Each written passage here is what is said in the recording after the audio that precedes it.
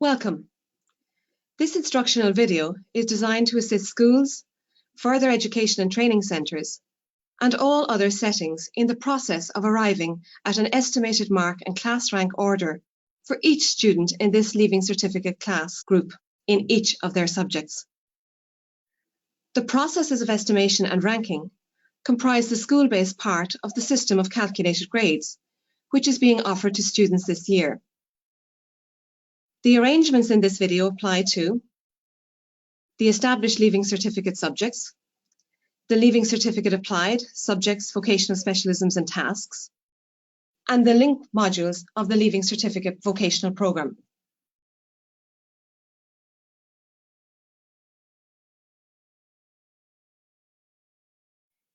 In the first section of this video, we will answer questions including: what are calculated grades? And how will calculated grades be arrived at? We will also outline the role of the school and highlight some key considerations necessary when embarking on this process. So what are calculated grades? Calculated grades are grades that can be provided to students following the combination of school information about a student's expected performance in an examination and national data available in relation to the performance of students in examinations over a period of time. A calculated grade results from the combination of two data sets. Firstly, a school-based estimation of an overall percentage mark and ranking to be awarded to a student in a particular subject. Secondly, data on past performance of students in each school and nationally. The combination of these data sets through a process of national standardization determines the grade to be awarded to each student in each subject, thereby resulting in a calculated grade. The role of the school is to provide marks and rankings that reflect an estimate of the percentage mark in each subject that each student is most likely to have achieved if he or she had sat the Leaving Certificate examination in 2020. A class ranking for each student in each subject, that is, a list of all the students in each individual class group for a particular subject in order of their estimated level of achievement. Teachers are asked to use their professional judgment, drawing on existing records and available evidence, to arrive at an estimated mark for each student and a rank order for each class. They will engage with their subject alignment group to make sure all teachers of the subject with final Leaving Certificate classes are applying a similar standard in respect of the same subject. In the case of a subject for which there is only one teacher with a class for examination, they will engage either with another teacher of the same subject or the deputy principal, subject to the agreement of the principal. Principals are asked to provide oversight of the in-school alignment process to assist with ensuring that different teachers of the same subject are applying consistent and appropriate standards. When the final school estimated marks and class rank orders are finalised, the principal arranges for the inputting of data and its transmission to the Calculated Grades Executive Office of the Department for the national standardisation process. There are three important considerations at this point. It is essential to include all students in the school. Irrespective of whether any individual student ultimately decides to opt in or opt out of receiving calculated grades, an estimated percentage mark must be generated for all students, and all must be included on the corresponding rank order for the class. Students will shortly be asked to confirm their level of entry via an online system. Once this process has completed, the department will confirm levels of entry back to the school, and the principal or deputy principal will relay this onwards to the teachers.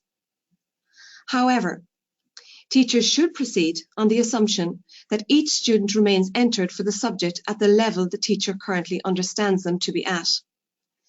Given that teachers are not able to make contact with their students, no teacher should seek any further confirmation of the level directly from the student. If there is any doubt about whether a higher level student has decided to change to ordinary level, it should be assumed that he or she is remaining at higher level, pending confirmation of the position. The in-school sign-off component of the process must not take place until after all levels are confirmed, and there is an estimated percentage mark at the confirmed level for each student. There are 4 forms available to assist with this process. Form A, the estimated percentage mark form for recording each student's estimated mark. Form B, the class rank order form for recording the rank order of the particular class. Form C is a school sign-off on an estimated mark for a subject taken outside of the school. And Form D is a subject entry for which the school cannot sign off on an estimated mark.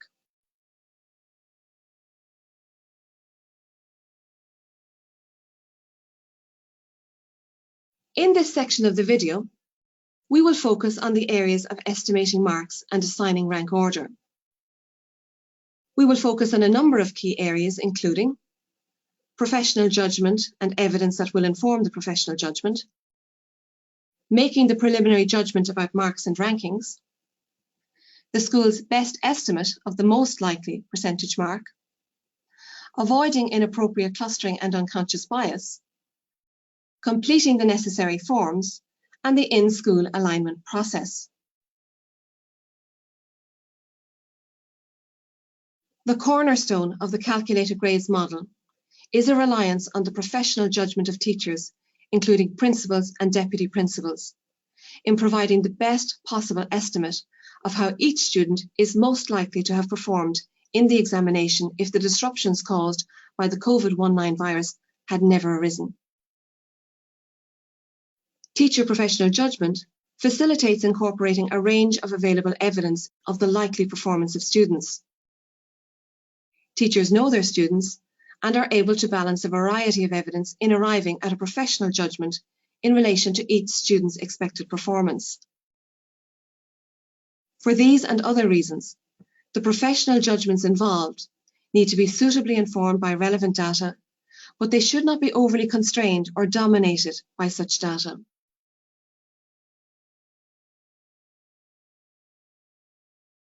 Teachers should use a range of evidence to support their judgment making, including both formative and summative assessment activities undertaken during the course of study. As all tuition for Leaving Certificate students ceased with effect from the 11th of May, additional assessments, tasks, or mock examinations must not now be set for the purposes of determining an estimated percentage mark. Furthermore, students should not be disadvantaged if they have been unable to complete any work set after schools were closed on the 12th of March.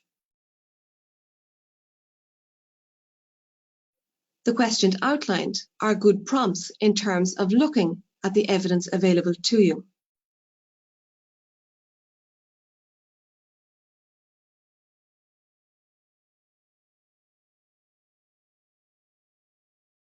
The estimation of students' marks and ranking should also be based on the assumption that schooling had carried on as normal in 2020, that students had finished out any relevant coursework components, oral assessments and practical examinations as normal, and had taken their examinations under normal conditions.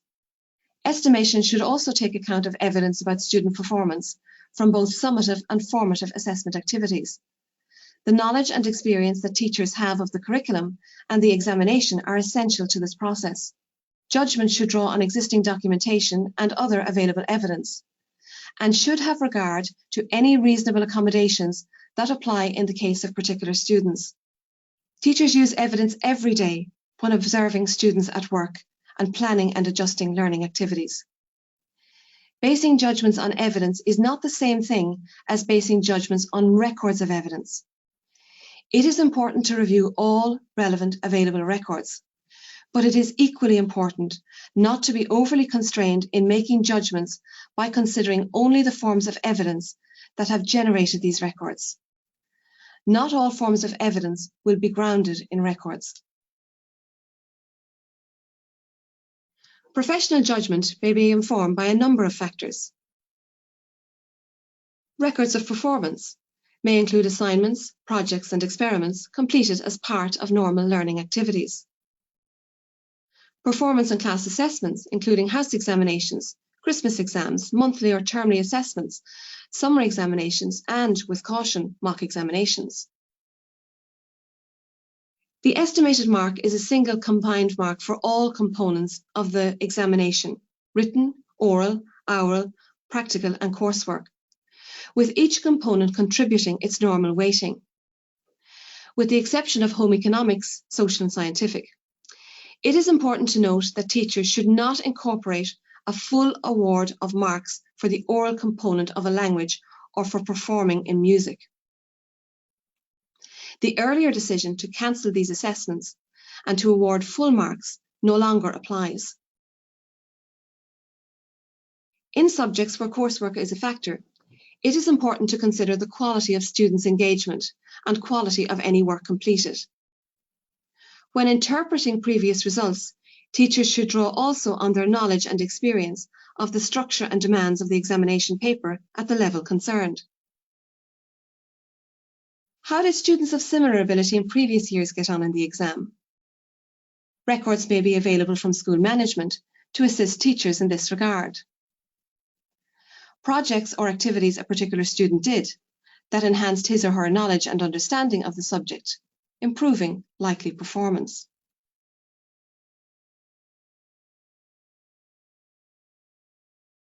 Clearly, it is not possible for anyone to estimate with certainty the exact mark that any student will receive. This is not what is required. No matter how much or little certainty can be claimed for the judgment, there is still always a most likely mark. It is critical to the process that the school gives its most likely mark, and not, for example, the mark that one may hope the student might get, or the mark one may think they have a reasonable chance of getting on a good day.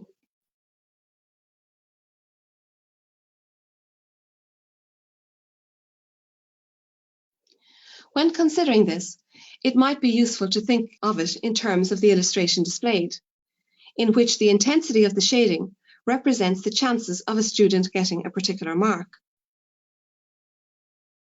In the scenario in the illustration, it would be disappointing if the student got a mark below 56%, and it obviously would be pleasing if the student got a mark above 56%. But the best estimate of the most likely mark is 56%.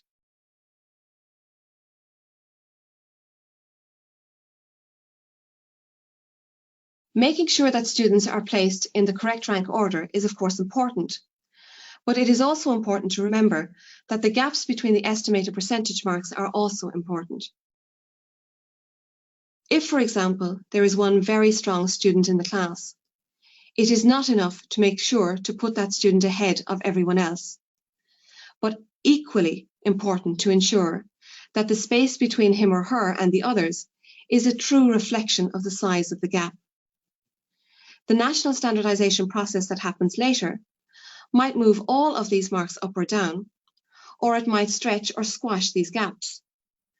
But the fairest outcome for all can only be achieved if the students are placed accurately relative to each other in the first place. So in the example outlined, if student D is much better than students A, B, and C, then the gap between their estimated marks must show this.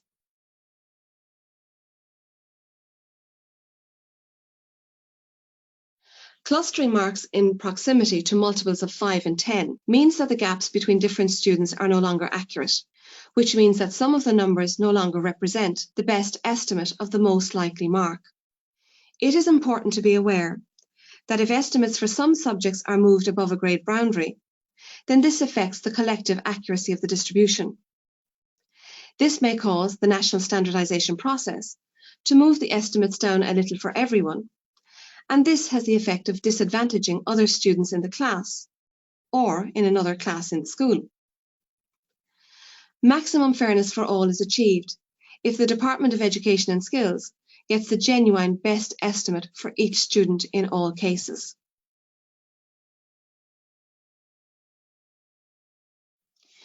It is very important to remain alert to possible sources of unconscious bias that might affect estimates. For instance, research in many countries shows that teacher estimates of student performance are often affected by the teacher's experience and perceptions of the student's classroom behaviour. By being alert to this source of unconscious bias, there is a better chance of examining the evidence more objectively, focusing on evidence that is clearly about attainment in the subject and not about other factors.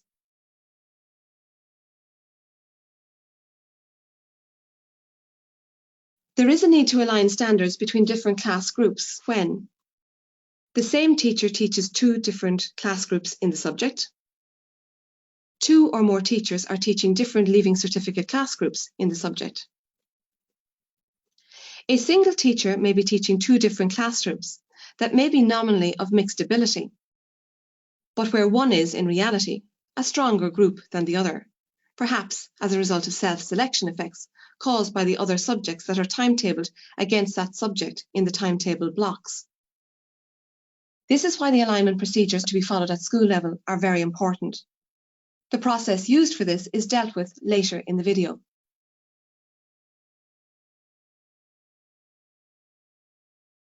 Once the available evidence for a student has been considered by a teacher, a preliminary judgment can be made as to the percentage mark that the student is most likely to have achieved at the level concerned, and Form A completed accordingly. The estimate is not considered final until it has been through the in-school alignment and oversight processes, and as a result of these processes becomes the school's estimated percentage mark. The estimated percentage mark Form A has been provided to assist with being systematic about this process. A separate form should also be completed for each individual student. Some additional guidance about generating the estimated percentage mark in the case of Leaving Certificate applied will be outlined later.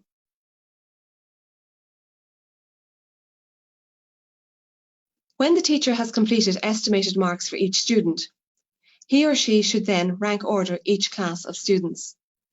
A separate rank order for each level, higher, ordinary, and foundation, is required for each class. These rank orders should be recorded on separate class rank order forms, or Form B, for each level. To prepare the rank order, the teacher should take the relevant set of draft estimated percentage mark forms, Form A, and place them in order, with the highest estimated percentage mark at the top and the lowest at the bottom. Then on Form B, the student identified with the highest estimated percentage mark should be entered as number 1 on the form, and so on, working through the class set of Forms A and entering the students in the order of their estimated percentage mark. The estimated percentage mark for each student should also be transferred from Form A to Form B.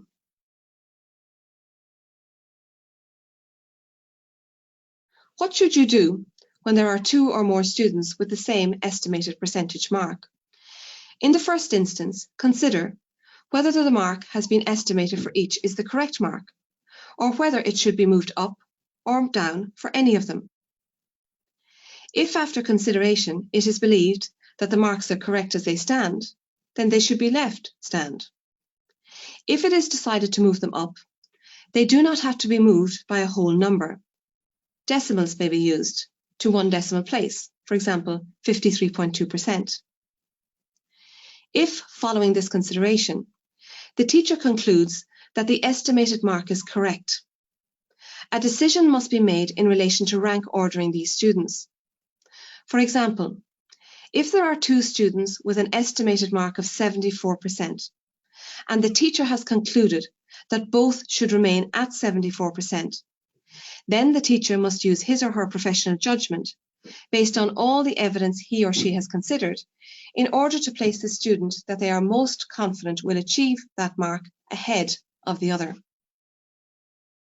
The purpose of the alignment process is to ensure that all teachers who are providing estimated percentage marks in respect of the same subject in the school are applying similar standards to each other when doing so. It also has the purpose of ensuring, to the greatest extent possible, that this shared standard is aligned as closely as it can be to the national standard. The process does not involve or lead to the school creating an overall rank order listing for all students taking the subject in the school. The rank ordering is by class and, within a class, by level taken.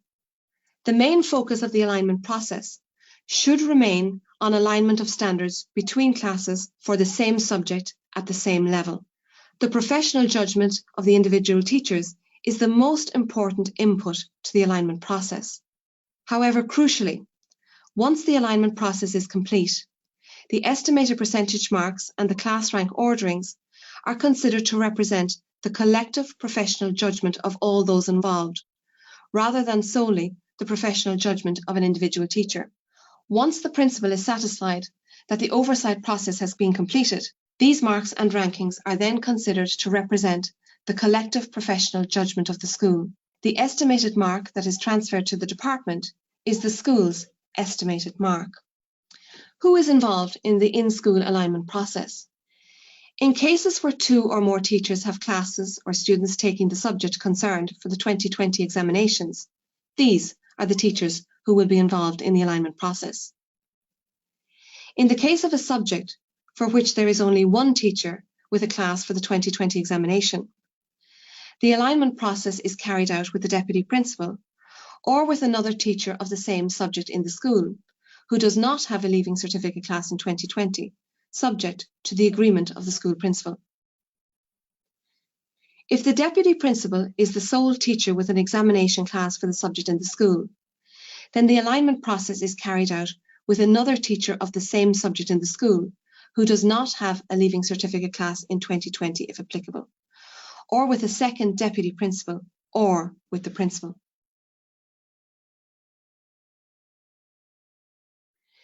Before the alignment process begins, the teacher should have completed, in draft, a Form A for each student in their class, and placed all of these forms, separated by level, in rank order. It may also be useful to have the rank order listing of students, either by completing Form B, in draft form or otherwise. The principal or deputy principal will assist teachers with making arrangements for the alignment process to transact. He or she will provide the teachers involved with whatever available data or information they consider useful to support the process, and which the teachers may not already be in possession of. It is recognised that given the special circumstances that arise from COVID-19, different schools may need to transact the alignment process in different ways. This will require engagement between teachers, which may be in person or remotely.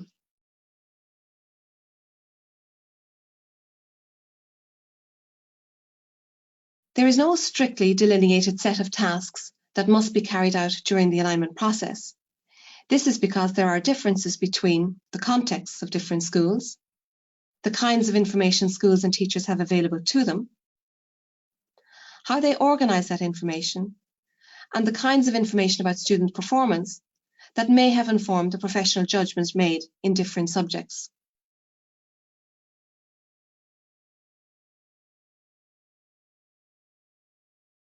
It is important to consider a number of prompts and ask a number of questions when carrying out the alignment process. These questions may include, for example, what do we collectively know about the different class groups to which we are trying to apply a common standard? Are we sure that they have focused on information about achievement and likely achievement rather than, for example, classroom behaviour?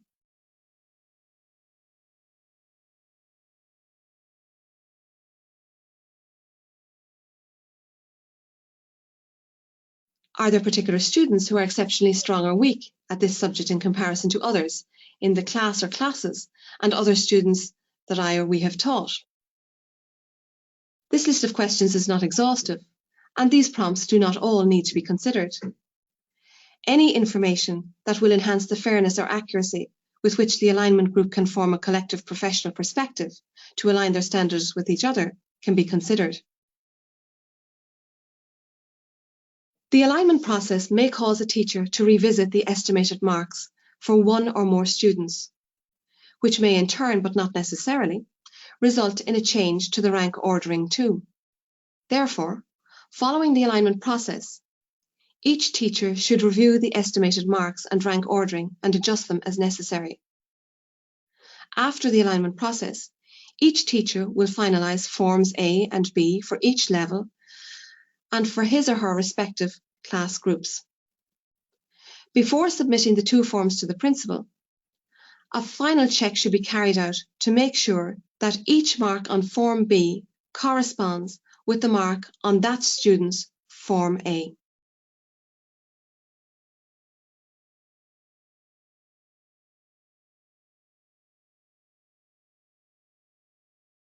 In this section of the video, we will focus on a number of key areas, including some student-specific issues, some program-specific and subject-specific information, matters relating to the established Leaving Certificate subjects and LCVP, and the Leaving Certificate applied. It is important to consider a number of key student issues that may arise in your context. For example, students who are new to a class. If a student has joined a class from another class in the school, the teacher should consult with the previous teacher and get whatever relevant documentation he or she has. If the student has joined a class from another school, and if the length of time is such that it is considered that the teacher does not have enough evidence to make a sound judgment, the principal or deputy principal should be consulted. In the case of students who have recently changed level, there may be one or more students in a class who have recently changed level, from higher to ordinary or from ordinary to foundation level, or about whom the teacher receives notification from the department through the school of a change of level. When considering the available evidence of achievement for such a student, the teacher should draw on his or her experience of how similar students in the past have fared when they changed level. In estimating a mark for a student who has changed level, teachers should base their professional judgment on the student concerned and the teacher's own experience of students who have changed levels in the past. If further help is required, the in-school alignment process may be of assistance in relation to this.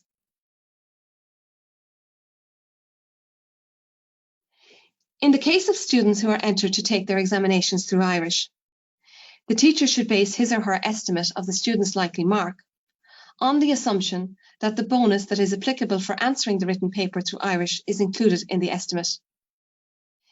It is anticipated that most teachers who are teaching through Irish will have internalised and taken account of the impact of the bonus when making their initial judgments, so that no explicit calculation of the bonus will be needed. Nevertheless, if any teacher is unsure how the bonus applies in their subject, information is available on the department's website.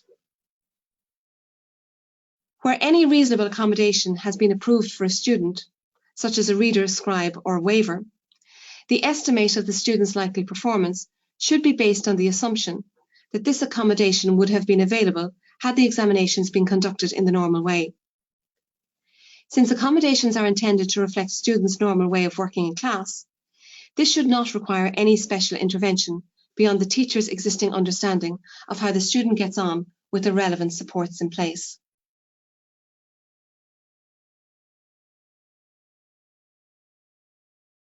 Most subjects have more than one examination component, whether that be coursework, 2 written papers, an oral or practical examination, and so on. When weighting the evidence, each component must be given its usual weighting for the Leaving Certificate examination. In the case of these subjects, a single overall estimated mark for the subject as a whole is required, encompassing all of the examination components, not a separate mark for each component. The LCVP portfolio of coursework is being returned to schools and may assist teachers with the process of estimating marks. As in the case of other subjects with a coursework component, the estimated percentage mark should incorporate both the portfolio of coursework and the written examination.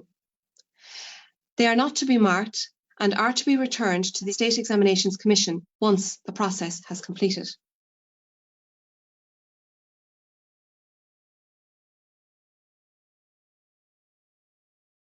In relation to languages and music, it should be noted that the earlier decision to cancel the oral component of the language examinations and the performing component of the music examination, and to award full marks for these, was based on the premise that the remaining components would proceed as normal. This situation no longer applies. Therefore, an estimated mark for language subjects should be based on the assumption that the oral examination component would have proceeded and have been marked in the normal manner. Likewise, for music, the estimate should be based on the assumption that the performance test would have proceeded and the student performed to his or her expected standard.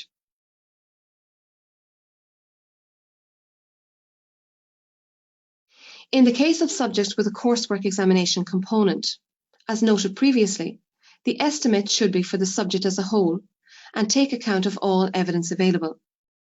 In the case of coursework that has already been completed, the overall estimate should incorporate the mark the teacher thinks that this coursework would have achieved if it had been marked in the normal way. Similarly, where the coursework has not been completed, the overall estimate should incorporate the mark the teacher thinks this coursework would have achieved if it had been completed and marked in the usual way.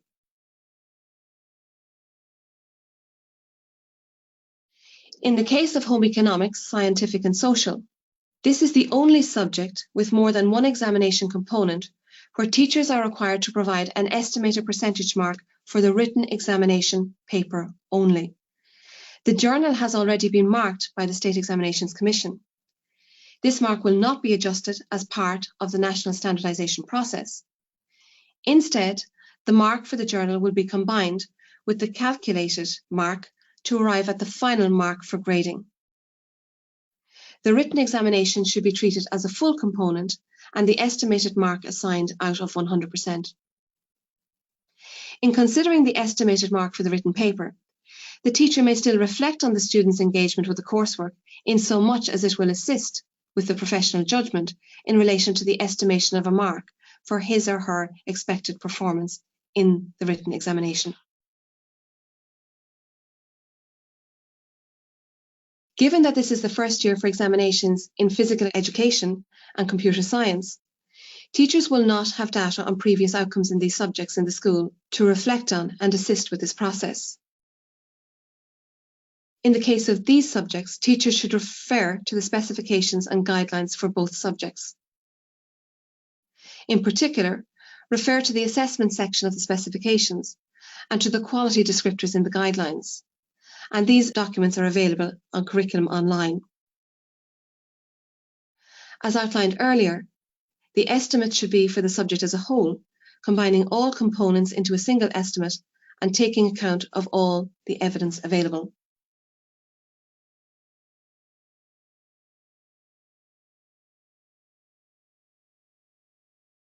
A broadly similar process for arriving at the estimated mark and rank order applies for the Leaving Certificate applied as outlined earlier.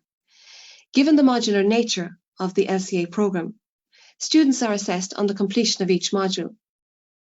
Therefore, as well as providing estimated marks and rank orders for the assessments that could not transact in May for Year 2, Session 4 students, schools are also required to provide the same data for Year 1, Session 2 students for a number of subjects and tasks.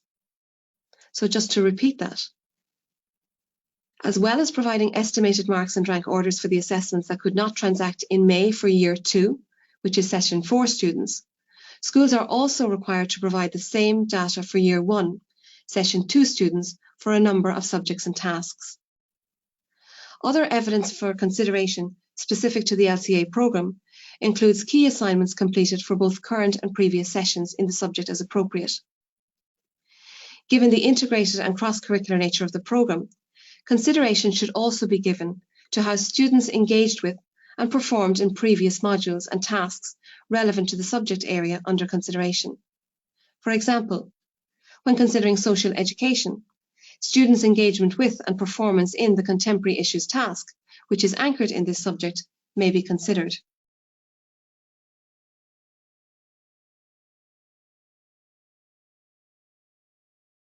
In the case of LCA, there are two possible approaches to arriving at an estimated mark and rank order that may be followed. Firstly, it is advised where possible that the Leaving Certificate Applied Coordinator undertakes the alignment process with the single subject teacher. The coordinator has significant experience with the programme requirements and also with the students. Alternatively, complete the process of estimating the marks, rank ordering and alignment as a single collective process, assisted by the LCA coordinator.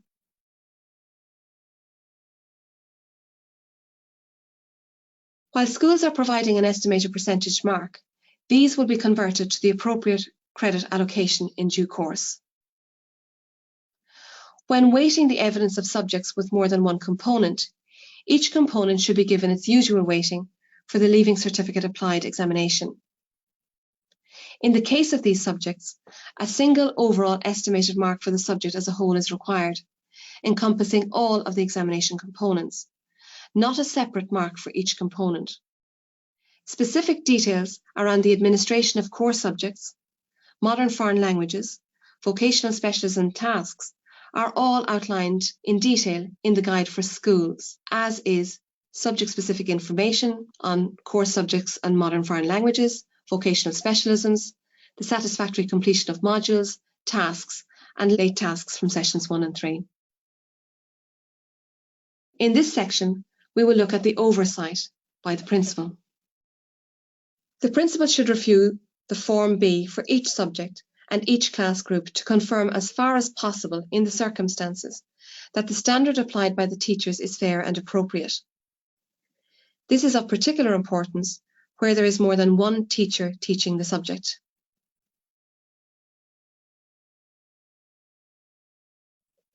Form B is reviewed to ensure that there is a consistency of standard across teachers and that the standards are comparable in respect of the estimated percentage mark.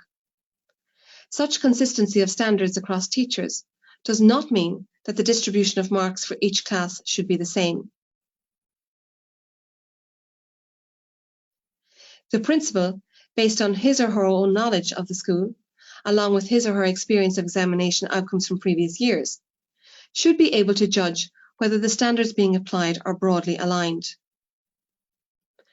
Where it appears that an anomaly or error has arisen, the data sets should be returned for further review to the subject alignment group.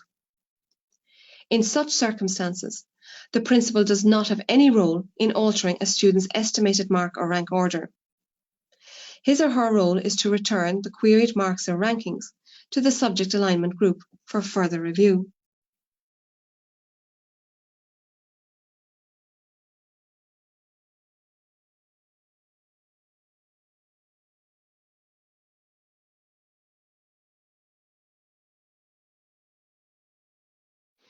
The principal may return the data sets to the subject alignment group for further review if he or she reasonably believes that one or more of the following grounds may apply. That there was a procedural flaw in the process up to this point, for example, a misalignment between the estimated mark and the rank order for a class group. That there were unexplained inconsistencies in the data set submitted following the subject alignment stage. That there is a persuasive evidence that a student's estimated mark is inconsistent with the school's information on the student's achievement from a range of sources. Or that there is a lack of objectivity, that is bias, discrimination or undue influence in the procedure as applied. Once the process of reviewing the data sets is concluded, and the principal is satisfied that the process of alignment and, where applicable, the review has transacted in good faith in accordance with this guide, the Form B for each class should be countersigned by the principal. And then the process of data submission begins. There will be specific guidance for those involved in this process. Once the final set of estimated marks and rank order for each class are inputted, the principal will sign a printout of the final set of data. This is to be attached to the relevant Form B. This will constitute a confirmation that all processes have been completed at the point of submission of data. The Forms A and Forms B should be kept securely in the school until the appeal process has concluded.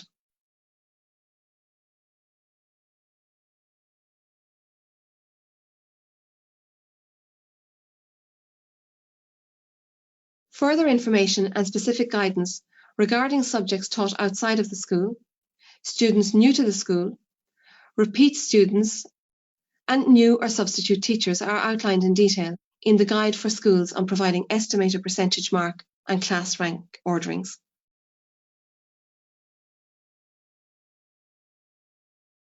The submission of the data to the department will be facilitated through an application on the EasyNet portal, or, in the case of LCA, through the online system for collection of module credits. Further guidance on the submission of data to the department will issue shortly to the management of schools.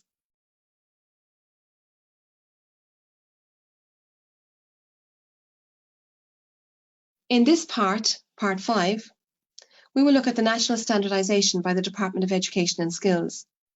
Research makes it clear that because teacher judgments are made in the context of each school, they need to be examined and adjusted at a national level to ensure comparability across different schools and that a common national standard is applied. For this reason, the school source data will be combined with historical data through a process called national standardisation in order to generate the calculated grade for the students in the subject. This national standardisation process will bring the two data sets into alignment with each other and will be used to ensure the calculated grades reflect standards that are properly aligned across schools and with a common national standard. The rank order within the class group is preserved in the statistical process. However, the teacher's estimated marks from each school will be adjusted to bring them into line with the expected distribution for the school. The national standardisation process being used will not impose any predetermined score on any individual in a class or a school. If the group of students in a school in the current school year is particularly strong, the expected level of achievement of the group will reflect that. Likewise, if one or more individuals stand out as particularly strong, that will be reflected in the school's estimated marks and thereby be taken fully into account.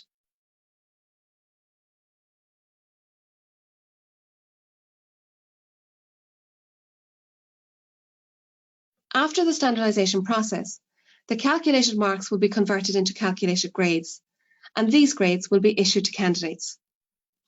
The calculated grades will be expressed in the same manner as currently applies to the Leaving Certificate grades, for example, higher level grade 1, 2, etc. It has already been made clear in a Guide to Calculated Grades for Leaving Certificate 2020, the scope of any appeal of a calculated grade by a student will not encompass a reopening or a challenge to the professional judgments exercised within or by a school, incorporating teachers, principals and deputy principals in generating the school's estimated percentage marks or class rank orders. Accordingly, no documentation other than the final completed Forms A and B, and in the case of Forms C and D, the final forms and any supporting documentation will be retained by the school for the purpose of appeals. Further information in relation to the appeals process will issue in due course.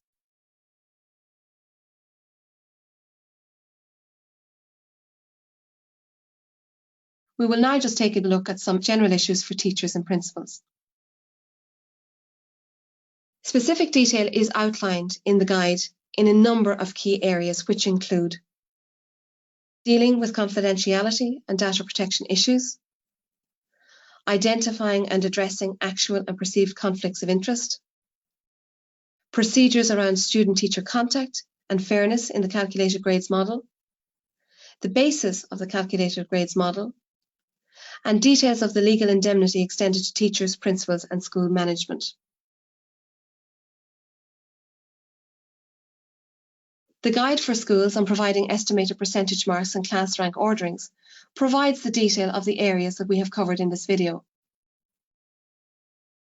All of the information, including frequently asked questions and the guides, are available through the web link gov.ie/Leaving Certificate. Thank you for your attention